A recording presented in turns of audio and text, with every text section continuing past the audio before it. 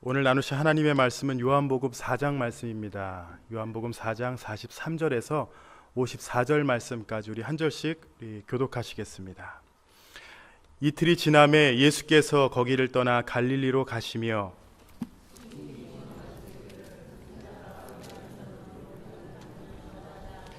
갈릴리에 이르심에 갈릴리인들이 그를 영접하니 이는 자기들도 명절에 갔다가 예수께서 명절 중 예루살렘에서 하신 모든 일을 보았음이더라.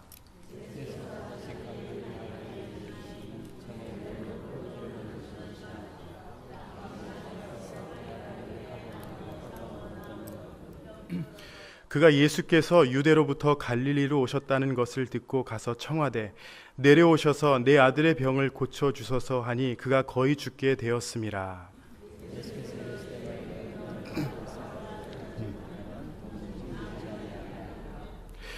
신하가 이르되 주여 내 아이가 죽기 전에 내려오소서.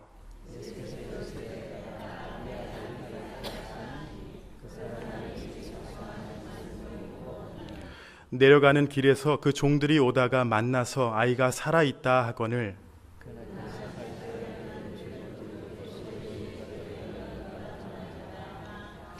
그의 아버지가 예수께서 내 아들이 살아있다 말씀하실 그때인 줄 알고 자기와 그 온 집안이 다 믿으니라. 이것은 예수께서 유대에서 갈릴리로 오신 후에 행하신 두 번째 표적이니라. 아멘. 할렐루야.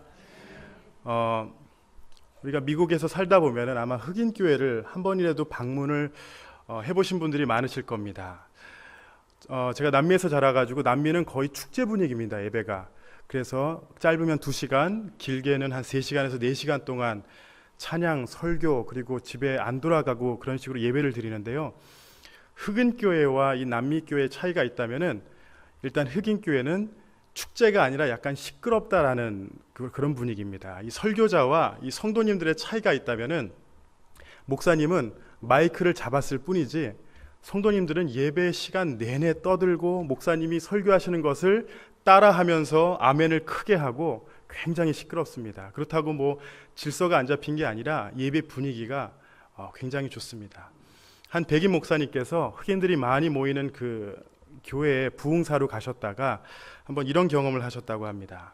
설교를 하는데 너무나도 반응이 좋아서 뭐든지 설교를 할 때마다 아멘, 그리고 그렇습니다, 저는 하겠습니다, 이런 식으로 다들 고백을 하길래 이런 식으로 물었다고 합니다. 우리가 하나님 말씀 안에서 우리는 걸어가야 합니다. 그러니까 모든 성도님들이 그렇습니다, 우리는 걸어야 합니다 하고 크게 외치는 겁니다. 그래서 목사님이 탄력을 받으셔가지고 우리는 걷기보다 이제 뛰어야 합니다. 그러니까 모든 성도님들이 그렇습니다, 우리는 뛰어야 합니다. 목사님이 이제 업이 되셨어요. 그래서 우리 다 같이 일어나시겠습니다. 한 번 더 외치겠습니다. 우리 이제 주와 함께 날아야 합니다. 그러니까 성도님들이 그렇습니다, 날아야 합니다, 이렇게 고백했습니다.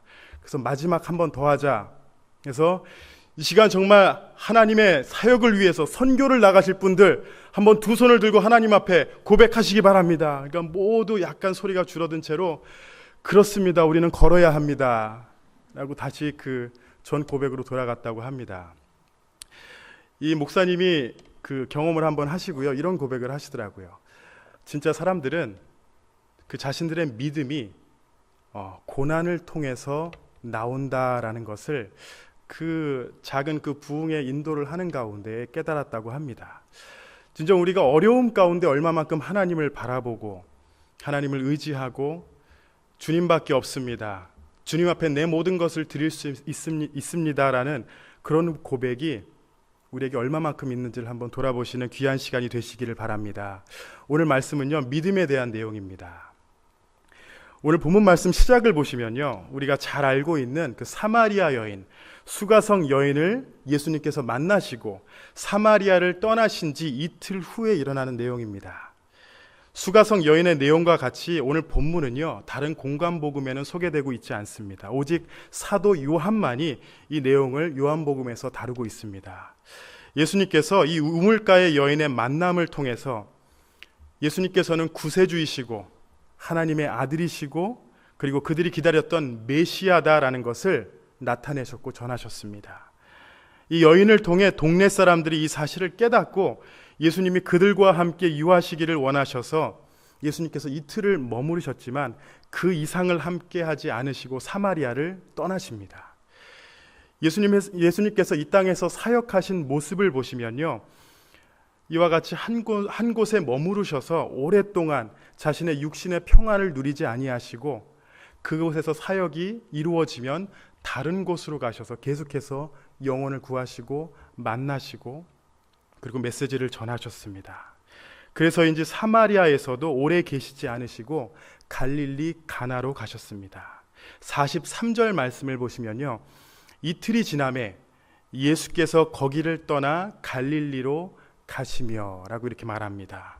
여기서 말하는 거기는 바로 사마리아의 그 수가성을 말합니다. 사마리아를 떠나서 바로 갈릴리 가나로 갔다라고 말합니다. 오늘 말씀은요, 예수님께서 이 사마리아 땅을 떠나시고 또 다른 만남을 통하여 역사하시는 예수님의 모습을 또한 소개하고 있습니다. 본문 말씀 46절을 보시겠습니다. 예수님께서 어디로 가셨는지 정확하게 보여주고 있는데요, 예수께서 다시 갈릴리 가나에 이르시니 전에 물로 포도주를 만든 곳이라. 이 갈릴리 가나 하면은 아마 물이 변하여 포도주가 된 그 사건을 다들 기억하실 것입니다. 사도 요한은 이 요한복음에서 예수님 표적을 우리에게 소개하고 있는데요, 7가지를 소개합니다. 오늘 본문에 왕의 신하의 아들을 고치는 이 기적이 바로 예수님께서 베푸신 두 번째 기적이었습니다. 첫 번째가 바로 같은 장소에서 물을 포도주로 변화시킨 그 기적, 그리고 이 두 번째 기적 또한 같은 장소에서 예수님께서 기적을 베푸십니다. 요한이 이렇게 다시 갈릴리 가나라는 곳을 다시 우리에게 강조하는 이유 중에 하나는요, 전에 예수님께서 초자연적인 기적으로 자신이 하나님의 아들이심을 보여줬던 것 같이 이번에도 그와 동일한 일을 우리에게 보여주실 것이라는 내용을 담고 있기 때문에 다시 한번 갈릴리 가나라는 장소를 주장하고 있는 것입니다. 오늘 이 말씀을 통해서 진정한 믿음으로 하나님의 말씀에 순종하는 것이 무엇인지 오늘 같이 깨닫고 하나님 앞에 은혜 받는 시간이 되시기를 바랍니다. 첫 번째로 46절을 다시 한번 보시면요, 예수께서 다시 갈릴리 가나에 이르시니 전에 물로 포도주를 만드신 곳이라. 왕의 신하가 있어 그의 아들이 가버나움에서 병들었더니. 이 바로 왕의 신하가 가버나움에서 예수님에게로 나오는 모습입니다. 이 가나에서 가버나움의 거리는요, 약 20마일의 거리입니다. 걸어서 8시간이 걸립니다. 그리고 47절을 보시면 이 사람이 어떠한 얘기를 들었다라고 얘기를 하냐면은 47절 말씀입니다. 그가 예수께서 유대로부터 갈릴리로 오셨다는 것을 듣고 가서 청하되 내려오셔서 내 아들의 병을 고쳐주소서 하니 그가 거의 죽게 되었음이라. 이렇게 고백합니다. 이 47절 말씀을 헬라어 원문으로 조금 더 자세하게 보시면요, 이렇게 말할 수 있습니다. 이 신하의 아들은 갑자기 아픈 것이 아니고 갑자기 무슨 질병에 걸려서 아프기 시작한 것이 아니라 오랜 시간 병상에 있었다라고 우리가 해석할 수 있습니다. 부모로서 자식이 아픈 가운데 있으면요, 무엇이든지 잡고 싶은 그런 마음이 생깁니다. 왕의 신하면요, 사실 굉장히 높은 자리에 있었던 사람이 분명합니다. 그런데 이 사람은 예수님을 만나기 위해 8시간을 걸어옵니다. 그래서 그런지 이 왕의 신하는 품위 따위 생각하지 않고 막상 사람을 불러서 그 목수의 아들 예수를 나에게로 한번 불러와, 나에게 와서 그가 한번 내 아들을 치료할 수 있는지 한번 보자, 이렇게 말할 수 있었는데 이 사람은 너무나도 급한 상황이었습니다. 그래서 자신이 그 20마일을 걸어가서 예수님을 만나고 자신의 아이를 살려달라고 애원하는 모습이 바로 오늘 본문 말씀입니다. 비록 나보다 신분이 낮은 사람이지만 이 사람이 물로 포도주를 변화시켰다면은 아마 내 아들도 살리실 수 있을 거야. 비록 나보다 신분이 낮을 수도 있지만, 그렇지만 사람들이 말하는 대로 다른 기적을 베푸신 분이시라면은 분명 내 아들이 나올 수 있을 거야. 비록 나보다 신분이 낮아서 내가 예수 앞에 나아갔을 때 사람들이 나를 이상하게 보고 사람들이 나를 손가락질 할지라도 내 아들을 위해서라면은 나는 그 사람에게 애원하고 또 부탁을 할 수가 있다라는 그런 마음으로 예수님 앞에 나아온 것입니다. 47절 말씀을 다시 보시면요, 청하대라는 그런 단어가 나옵니다. 헬라어로 에로타라는 단어인데, 그냥 한 번 예수님 와서 내 아들 좀 고쳐주십시오, 한 번 청한 것이 아니라 끊임없이 예수님께 구하였다라는 것입니다. 제발 좀 살려주십시오, 제발 나와 함께 내려가셔서 내 아들 위에 손을 좀 올려주셔서 내 아들 좀 살려주십시오라고 청하였던 바로 이 왕의 신하였습니다. 왜냐하면 자기 아들이 거의 죽게 되었기 때문입니다. 시간이 별로 남지 않았어요. 참 절망적인 상황에서 마지막 희망이라고는 이제 예수님밖에 없구나. 그 가운데 예수님을 찾아온 것입니다. 마태복음 15장 21절을 보시면요, 이방 여인이 예수님을 찾아와서 귀신 들린 자기 딸을 불쌍히 여겨달라고 애원하는 그 모습을 우리가 기억할 것입니다. 담임 목사님께서 이 마태복음의 내용을 지난달에 주일 설교를 통해서 나누셨는데요, 이 이방 여인과 같이 말씀에는 예수님께서 무슨 독설적인 그 모욕적인 그런 말씀을 안 하셨지만, 이 왕의 신한 또한 예수님 앞에서 한 번이 아닌 계속해서 구했던 것입니다. 계속해서 예수님 같이 가주십시오. 때론 하나님께서는요, 우리를 이러한 어려운 상황 가운데에 우리를 내려가게 하실 때가 너무나도 많습니다. 그것은 다른 이유가 아닌 바로 하나님을 바로 보기 위해서, 우리가 올바른 자세에서 하나님을 보길 원하시기 때문에 우리가 때론 이런 낮은 자리로 내려가기를 원하십니다. 이 왕의 신하는요, 그의 삶을 보면 아마 완벽했을 것입니다.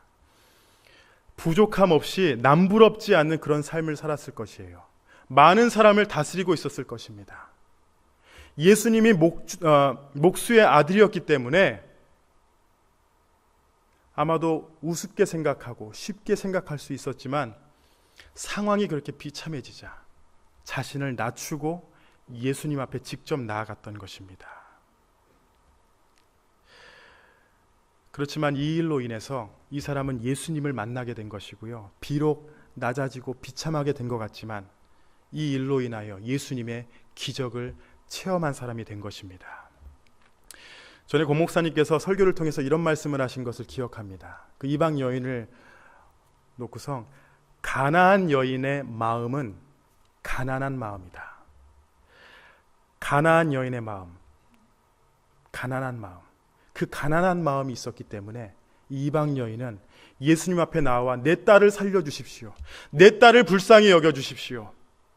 이 왕의 신하는요, 그 마음이 있었기 때문에, 마음이 가난해졌기 때문에 8시간을 달려와서 예수님 앞에서 내 아들을 제발 살려주십시오, 제발 나와 함께 가주십시오라고 예수님 앞에 청할 수 있었던 것입니다. 가난한 마음이 있을 때, 겸손한 마음이 있을 때, 그때 우리가 주님을 만날 수 있다는 것을 믿으시기 바랍니다. 모태신앙이건 나이가 들어서 교회를 나오게 되던 우리가 예수님을 만나게 될 때는요, 때론 우리를 이러한 상황 가운데로 하나님께서 우리를 낮춰주십니다. 그 이유는 바로 이러한 겸손한 마음만이 하나님 앞으로 우리를 인도하기 때문입니다.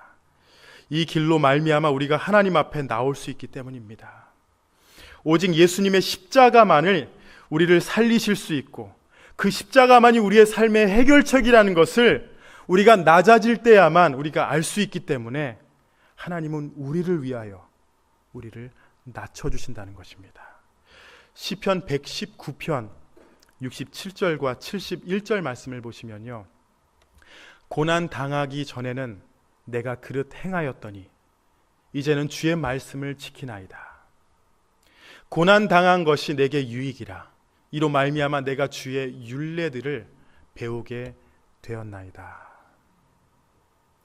나의 어려움이, 나에게 지금 내가 당하고 있는 이 고난이 때론 하나님께서 나의 진짜 믿음이 나타나기를 원하시는 그런 하나님께서 허락하신 그런 상황인 줄로 믿으시기 바랍니다. 우리는요, 우리가 겪고 있는 문제들로 절대 실패하는 것이 아닙니다. 이 상황으로 우리는 하나님을 더욱 바라볼 수 있고, 그 상황 가운데 우리가 하나님 앞에 구하며 하나님의 역사를 우리가 체험하게 될 줄로 믿으시기 바랍니다. 두 번째로 예수님께서는요, 이 갈릴리 가나에 가셔서 표적주의의 신앙을 지적하셨습니다. 예수님께서 사역하시던 그 당시에 예수님을 찾아오던 많은 사람들의 공통점이 있었습니다. 그것이 무엇이냐면 바로 표적주의 신앙입니다. 그들은요, 확실한 증거가 되는 표적이나 초자연적인 그런 능력 같은 것을 보여달라고 하면서 계속해서 예수님을 따라다닙니다. 그리고 예수님께서는 때론 필요에 따라 그런 기적을 베푸셨지만 인간의 그 욕심을 채우기 위해서는 절대 기적을 베풀지 않으셨습니다. 예수님의 사역 중심은 기적을 통해 사람들의 마음을 사로잡는 게 아니었기 때문입니다. 예를 들어 오병이어의 기적 후에 사람들은 예수님을 그저 육의 양식만을 채울 수 있는 지도자라고 여기고 예수님을 따르기 시작했습니다. 예수님은 그 사람들의 마음을 알았고 그 자리를 피하셨던 것입니다. 유대인들은요, 유난히 눈으로 보이는 그 기적만을 바라며 예수님을 계속해서 그것만을 기대하며 쫓았던 것입니다. 그렇지만 인간의 믿음은요, 이러한 기적으로 세워지거나 이런 눈으로 보는 것으로 우리의 믿음이 굳건해지는 것은 절대 아닙니다. 오늘 본문 말씀 전에 나오는 사마리아 여인을 아마 다들 아실 것입니다. 예수님께서 이 여인을 만나시는 가운데에 어떠한 기적도 베풀지 않으셨습니다. 심지어 여인이 가져온 그 물동이를 예수님께서 어떻게 쫙 하셔가지고 물동이가 하늘을 날아다니다가 우물로 그냥 혼자 들어가서 물을 딱 퍼냈다. 그럼 이 여인이 뭔가 변화되고 예수님을 구주로 영접할 수 있을 거라고 생각할 수 있는데 예수님께서는요, 이 여인을 만나시고 이 여인의 삶을 어루만지시고 이 여인의 상처를 드러내시고 그 해결책이 오직 예수님이라는 그 선포와 그 말씀 가운데에 변화됐던 것입니다. 예수님과 만나서 그의 음성을 듣는 가운데에 이 수가성 여인은 변화되고 그리고 그 변화된 가운데 메시아를 전하기 시작합니다. 절대 어떠한 기적으로 변화된 것이 아닙니다. 브라질에서는 기독교가 사실 아직도 그렇게 많지는 않지만 굉장히 많이 성장했습니다. 다들 카톨릭이라고 주장을 합니다. 그 이유는 우리나라가 카톨릭이기 때문에, 우리 부모님이 카톨릭이라고 말하기 때문에 전도를 하다 보면은 나는 카톨릭이라서 당신이 전하는 기독교를 받아들이지 못합니다라고 전도를 거부할 때가 있습니다. 뉴스를 보면요, 이런 기사가 많이 나옵니다. 어느 성당에, 브라질 성당에서 마리아 상에서 그 마리아가 눈물을 흘렸다. 물이 이렇게 나왔다고 뉴스가 나와요. 그럼요, 난리가 납니다. 그 도시뿐만이 아니라 온 그 브라질 곳곳에서 다 그 성당을 찾아갑니다. 그리고 마리아상을, 눈물 흘린 마리아상을 한번 보려고 옵니다. 가서 그 사람들이 뭘 하는지 모르겠지만 그냥 한번 보러 가요. 그리고 그 다음에는요, 다른 성당에서 우리 성당에서도 마리아상이 눈물을 흘렸습니다 하면은 안 갑니다. 그래서 조금 더 그 이상의 것을 얘기를 해요. 우리 성당에서는 십자가에 못 박히신 예수님의 그 동상에서 예수님께서 피눈물을 흘리셨다. 이런 게 뉴스에 나옵니다. 그러면 또 사람들이 또 몰려갑니다. 그리고 뭔가 빨간 게 이렇게 나 있어요. 그럼 사람들이 그 앞에서 그걸 보고 다들 집으로 돌아갑니다. 그게 뉴스에 굉장히 많이 나옵니다. 십자가에 못 박히신 예수님을 보았던, 눈물을 흘리던 마리아 상을 보았던, 제가 한번 묻고 싶었던 거는요, 만약에 이러한 기적이 나타난다고 해서 나의 구원과 무슨 상관이 있겠냐라는 것입니다. 내가 이 기적을 중심으로 이거를 보았기 때문에 하나님을 믿을 것이냐, 이거를 내가 못 봤기 때문에 내가 하나님을 못 믿을 것이냐, 나의 신앙이 그걸로 판단될 수는 없다라는 것입니다. 예수님께서는요, 이렇게 쓸데없는 표적을 구하는 유대인들을 책망하십니다. 오늘 본문 말씀 48절을 보시면은 예수께서 이르시되 너희는 표적과 기사를 보지 못하면 도무지 믿지 아니하리라. 우리의 신앙은 보는 것을 믿는 것이 아니라 보이지 않는 영의 하나님을 믿는 것입니다. 히브리서 11장을 보시면요, 믿음은 바라는 것들의 실상이요 보이지 않는 것들의 증거니. 이 히브리서 11장 말씀에 이 고백을 한 후에 히브리서 저자는 믿음을 계속해서 얘기하면서 누구를 소개하냐면요, 바로 아브라함을 소개합니다. 아브라함이 만약에 자기 자신만을 바라보고 그 현실 가운데에 자신이 100세였는데 그리고 와이프가 90세, 자신의 현실 가운데 아이를 낳는다는 것은 믿을 수가 없는 상황이었습니다. 보이는 대로 세상의 이론 안에서 우리의 믿음을 올려놓으면요, 믿을 것이 하나도 없습니다. 그렇지만 아브라함은 오직 믿음으로 하나님 앞에 나아갔기에 하나님의 역사가 이루어지고 그 믿음을 하나님께서 응답하셨습니다. 표적과 기적이 아닌 사마리아 여인의 변화와 같이 오직 예수님을 만나는 가운데에, 예수님과의 그 교제 가운데에 우리에게 믿음이 생기고 우리의 삶의 변화가 생기는 줄을 믿으시기 바랍니다. 마지막으로요, 오늘 본문 말씀을 통해서 우리의 믿음은 다시 돌아서야 한다라는 것을 볼 수가 있습니다. 49절과 50절 말씀을 보시면요, 신하가 이르되 주여 내 아이가 죽기 전에 내려오소서. 예수께서 이르시되 가라 내 아들이 살아있다 하시니 그 사람이 예수께서 하신 말씀을 믿고 가더니. 아멘. 제가 처음에 언급했습니다. 이 왕의 신하는요, 자기 아들을 위해서, 자기 아들이 예수님을 만나면 나을 것이라는 그 믿음을 갖고 20마일을 걸어옵니다. 8시간을 걸어와요. 신하는 이렇게 부탁을 합니다. 제발 예수님, 먼 거리이긴 하지만 제발 내 아들이 죽기 전에 나와 함께 내려가 주십시오. 내려가서 당신이 손을 얹으면은, 다른 건 몰라요, 그냥 손만 얹으면 나을 것 같으니까 같이 내려가 주십시오. 아마 이렇게 부탁을 했을 것입니다. 한편으로 이 왕의 신하는 마태복음 8장에 나오는 백부장의 그 믿음과 좀 비교가 될 수가 있습니다. 믿음이 없거나 좀 믿음이 부족하다라는 그런 생각을 할 수가 있어요.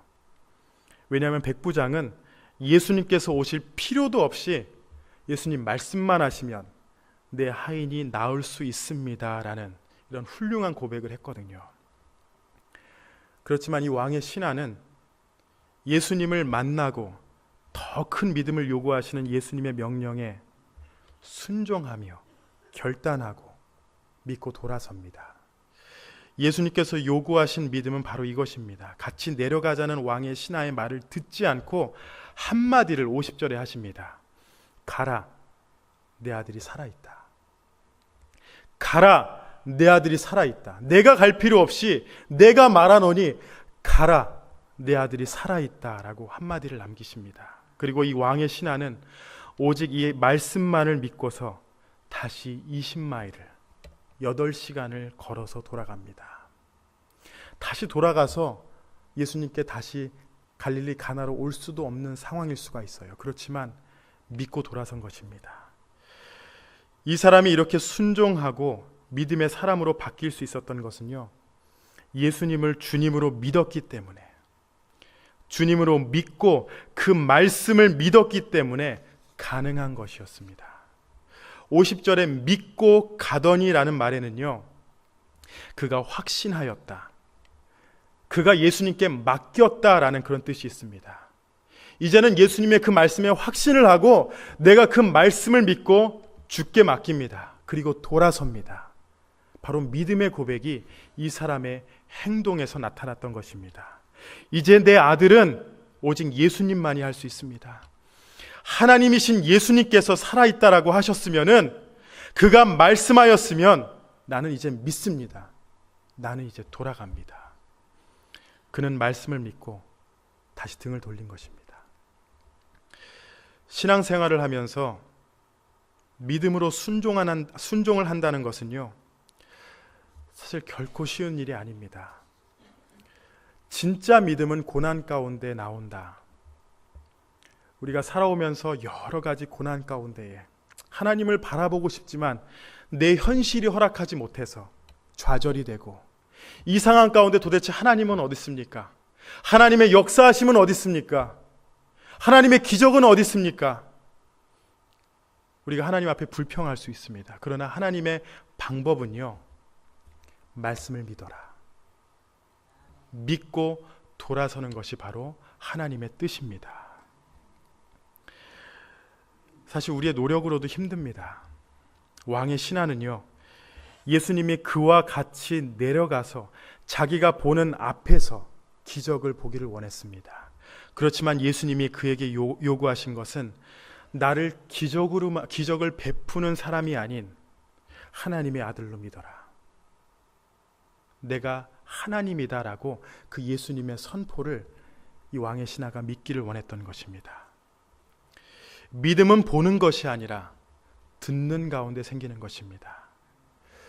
그래서 여러분, 말씀을 묵상하시고 그 말씀이 우리 안에 새겨지도록 매일 말씀 가운데 예수님을 만나야 될 줄로 믿습니다. 무엇인가 보는 것으로 내가 순간 감정이 뭔가 뜨거워져서 그래, 나는 무엇인가 뜨거워, 하나님을 믿는 것 같아, 이런 감정이 아니라 말씀 안에서 나에게 말씀하시는 그 말씀을 듣는 가운데에 우리의 삶이 변화될 줄로 믿습니다. 로마서 말씀입니다. 10장 17절을 보시면요, 그러므로 믿음은 들음에서 나며 들음은 그리스도의 말씀으로 말미암느니라. 말씀을 가까이 하시기 바랍니다. 바울의 고백과 같이 우리의 믿음은 오직 그리스도의 말씀으로 말미암는다는 것을 기억하시며, 여러분, 성경을 창세기로 시작하셨죠? 어디까지 오셨습니까? 부끄럽지만 저는 한 주 전에 창세기 시작해서 다시 가고 있습니다. 다시 한번 시작하시기 바랍니다. 말씀을 통하여 예수님을 만나시기 바랍니다. 무엇인가 경험을 의지하지 마시고요, 말씀을 통해서 말씀을 공부하는 가운데, 교회에서 말씀을 들음으로 말미암아 여러분의 삶 가운데에 믿음이 성장하며 하나님을 올바로 바라보시는 귀한 신앙 가운데 살아가신 우리 성도님들이 되시기를 예수님의 이름으로 축복합니다.